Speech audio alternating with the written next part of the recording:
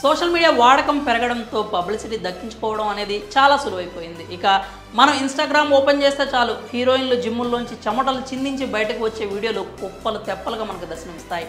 దీంతో చూసేవారు అమ్మో ఈ బ్యూటీకి మామూలు ఫాలోయింగ్ లేదుగా అని అనుకుంటూ ఉంటారు. అలాగే ఎయిర్పోర్టుల్లో కూడా దర్శనమిస్తూ ఉంటారు కొందరు హీరోయిన్స్. దీంతో జిమ్ ఎయిర్పోర్ట్లో హీరోలు రాగానే ఫోటోగ్రాఫర్స్ వారి మీద పడిపోయి మరీ ఫోటోలు తీస్తూ ఉంటారు. అయితే అసలు అదే టైంకు వాళ్ళు వస్తారని వీళ్ళకి ఎలా తెలుస్తుంది? ఎప్పుడైనా ఆలోచించారా? అయితే దీనిపై తాజాగా ప్రియమణి స్పందించింది. ఎవరికీ తెలియని నిజాలను ఆమె బయటపెట్టింది. సాధారణంగా రాజకీయ ప్రముఖులు, సినిమా హీరోయిన్లు ఏదైనా ఫంక్షన్కి కానీ లేదా ఇతర కార్యక్రమాలకు హాజరైతే పదుల సంఖ్యలో కెమెరాలు వారిని చుట్టుముడతాయి.